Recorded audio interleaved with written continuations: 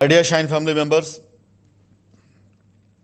मेरा ये संदेश, ये मैसेज शाइन परिवार के उन सभी कर्मठ लोगों के लिए है जिनके लिए मैंने ये शाइन सुपर 250 ग्रुप बनाया था।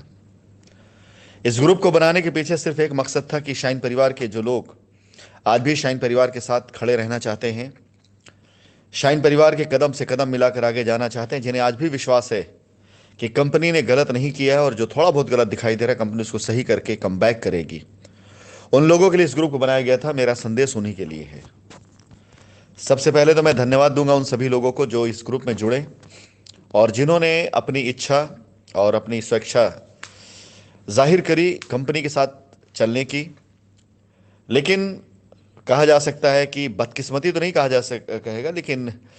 एक अलग तरह का वो कि ऐसे भी लोग इस ग्रुप में जुड़े जिनका कहीं से कोई भी कंपनी से लेकर के उसकी लाइबिलिटीज लेकर के कोई पर्सनल इंटरेस्ट नहीं था। सिर्फ और सिर्फ उन लोगों के लिए जुड़े कि जिनके नंबर, जिनके कांटेक्ट नंबर से मिल जाए, फिर उनको फ़ोन करके उनको बहकाना या उनको बरगलाना या उनको धमकाना, दुनिया भर की अनाप शनाप वो सारी चीज़ें जो उनको लगता था कि वो करके उनको संतुष्टि मिल सकती, दिली सुकून मिल सकता था। मैं ये मान के चल सकता हूँ कि 50% कॉन्टैक्ट इसके अंदर ऐसे हैं जिन्हें नहीं होना चाहिए इस ग्रुप के अंदर। लेकिन फिर भी जो 50% हमारे कॉन्टैक्ट जिन्हें वाकई होना चाहिए, जो शाइन परिवार के डेडिकेटेड लोग हैं, उन लोगों के लिए आज मैं कुछ बातें लेकर के आया हूं और कुछ संदेश अपने लेकर के आया हूं। आपने ध्यान दिया होगा कि आज पहली बार मैंने अपने वॉइस रिकॉर्डिंग में गुड मॉर्निंग नहीं कहा है। ये गुड मॉर्निंग मैंने क्यों नहीं कहा, ये जब मैं अपना संदेश ख़त्म करूंगा तब आपको शायद खुद पता चल भी जाए, और शायद मैं जब बताऊंगा तो आपको लगेगा भी कि गुड मॉर्निंग करने का समय आने वाला है और अभी सही वक्त नहीं है ये बात करने की। फिलहाल पीछे की कुछ चीज़ें मैं आपको रिपीट करना चाहूँगा और बताना मेरी ज़रूरत है, समझना आपके लिए ज़रूरी है, ताकि आपको मेरी बातें समझ में आ सकें और मेरी बातों को समझने के बाद ही आप शायद मेरी बातों का अर्थ समझ पाएंगे। 2 साल या इससे ज़्यादा अरसा हो रहा है इस समय, 2019 से लेकर के 2021, और इन 2 सालों के अंदर कोई भी ऐसा पल नहीं रहा है जब किसी भी पल के लिए कंपनी की नीयत में कहीं कोई खोट आया हो कि आपकी लायबिलिटी को ना ख़त्म किया जाए और आपकी लायबिलिटी को इनकार कर दिया जाए। कंपनी ने हमेशा सिर्फ एक कोशिश करी कि शाइन परिवार के एसोसिएट, शाइन परिवार कस्टमर वो लायबिलिटी फ्री हो जाए। और शायद मैं ये कह सकता हूँ कि ये मेरी एक कोशिश, ईमानदाराना कोशिश थी, लेकिन जिसे लोगों ने शायद मेरी बेवकूफ़ी समझा हो, और या मैं मान चल सकता हूँ कि शायद मेरी गलती थी। गलती इसलिए मैं कह सकता हूं कि आज उसी का नतीजा है कि 50 से ज़्यादा लोग ऐसे रहे हैं जिन्हें कानूनी दिक्कतों का सामना करना पड़ा, जिनकी अरेस्टिंग हुई, जिनका घर परिवार प्रभावित हुआ।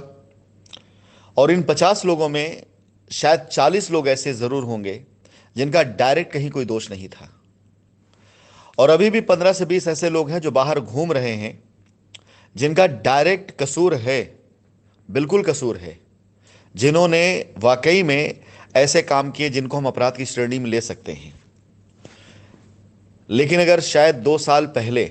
जब मेरे सामने ये ऑप्शन आया था पहली बार,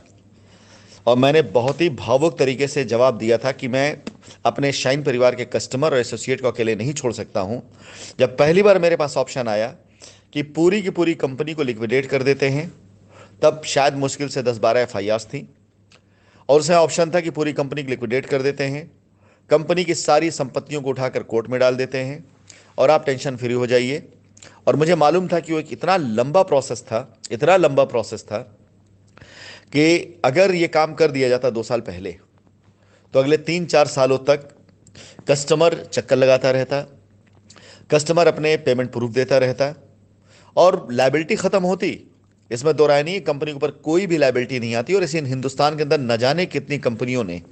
एनसीएलटी में जाकर के ये काम किया,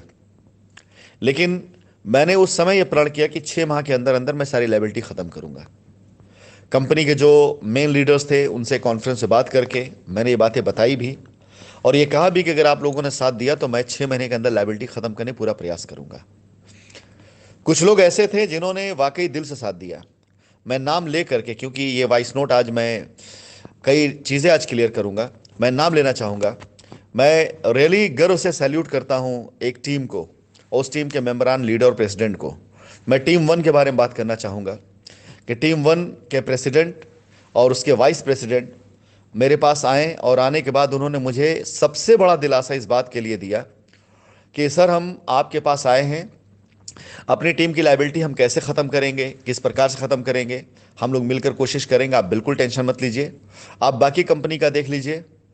और उन्होंने वाकई बहुत तसल्ली, बहुत हौसला भी दिया और उन्होंने इस बात की गारंटी दी कि हमारी तरफ से कभी भी आपकी तरफ कोई भी ऐसी चीज़ नहीं आएगी जो नेगेटिव हो। और मैं आज, यकीन करिए आप सभी लोग, कि मैं दिल से बात कहूँगा कि मैंने सभी टीमों को पैसे दिए होंगे, सभी टीमों को कुछ ना कुछ दिया है, लेकिन ये इकलौती ऐसी एक टीम थी जिसने मुझसे कुछ लिया नहीं। ऐसे लोग भी रहे हैं। मिस्टर अजीत सिंह, मिस्टर अजय चौरसिया, ये मुझसे मिलने के लिए आए थे 2019 में, और सबसे पहले ये व्यक्ति थे जिन्होंने मुझे इस बात की गारंटी, हौसला, आश्वासन, सहारा, भरोसा सब कुछ दिया। और मैं यहां तक भी कहना चाहूंगा आप सभी लोगों से कि यही वो टीम थी जिसने उस समय सबसे पहले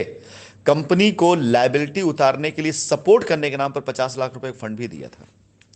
अगर आज मैं ये बात ना कहूं तो शायद मेरे ख्याल से मेरी अब तक की सारी मेहनत, सारी ईमानदारी और इन लोगों की सारी वफादारी, ईमानदारी, शायद हो सकता है कि मैं उसका सिला न दे पाऊं। सबसे पहले तो मैं टीम वन के प्रेसिडेंट और उसके वाइस प्रेसिडेंट, इन लोगों को मैं दिल से शुक्रिया अदा करूंगा कि आपका जो विश्वास मेरे ऊपर रहा है, मालिक ने चाहा जल्द ही मैं उस विश्वास को साबित भी करूंगा। आप लोगों का अकेला मैं बिल्कुल नहीं छोड़ूंगा। और बाकी टीमों को भी मैं कहना चाहूंगा, सब ने अपने अपने हिसाब से सपोर्ट किया। ऐसी बात नहीं कि हाँ, टीम वन ने अगर सपोर्ट किया तो बाकी ने सपोर्ट नहीं। बहुत सी टीमों ने सपोर्ट किया, बहुत से लोगों ने सपोर्ट किया है।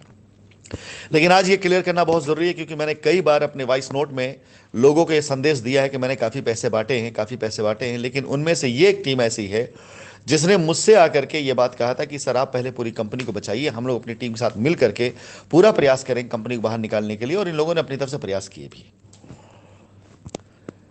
आज ये सब बातें इसलिए कहनी पड़ रही हैं क्योंकि मैं आप लोग बताना चाहूँगा, कंपनी ने जो प्रयास अब तक किए, उसके बाद अब कंपनी एक नए स्टेप पर, नए तौर तरीके पर जा रही है। तब से लेकर अब तक, मैं जब तब की बात कर रहा हूं जब से रिडेम्पशन प्रोग्राम शुरू हुआ है, कंपनी ने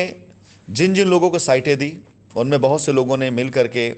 साइट पर अच्छी खासी लायबिलिटी खत्म कराई। लेकिन कुछ ऐसे भी लोग हैं जिन्होंने कंपनी के साइट पा जाने के बाद उनको लगा कि वो इस साइट के मालिक हो गए हैं, वो इसके कर्ता धर्ता हो गए, वो जो चाहे वो करेंगे, कोई पूछने वाला नहीं है। कंपनी का नाम बदनाम करके, मुझ पर तरह तरह आरोप लगा करके, कंपनी की ही ज़मीन पर अनाप शनाप पैसे लेकर के अपनी पॉकेट भरी। लायबिलिटी दूर करना उनका उद्देश्य नहीं था, बल्कि अपना पॉकेट भरना उद्देश्य था। आप में से बहुत से लोगों को याद होगा कि लोग आपको धमकियां दिया करते थे कि करवाना तो करवाइए नहीं, जाकर कंपनी फायर कर दीजिए।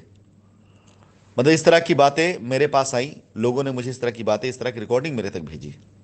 उसके बाद भी मैं चुपचाप आप लोग की लायबिलिटी उतारने के लिए ऐसे लोगों की बातों को इग्नोर करता चला गया। मैं बात करूंगा अगर अभी इस बीच की,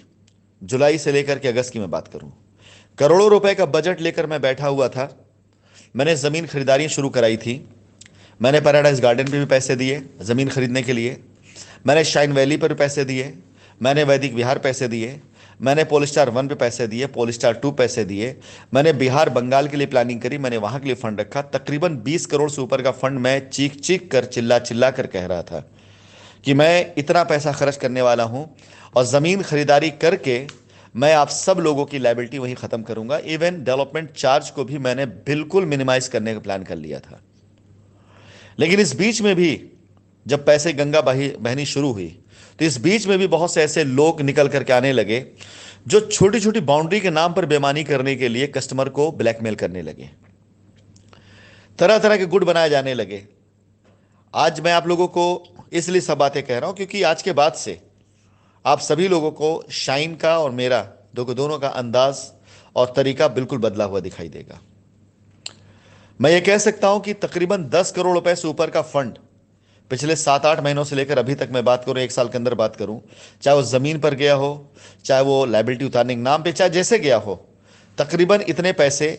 कंपनी ने जो खर्च किए होंगे, अगर इन पैसों को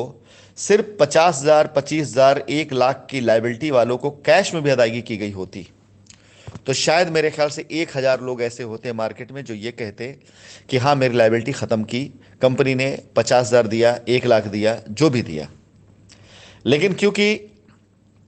हम रियल एस्टेट के ही नाम से जाने जाते थे,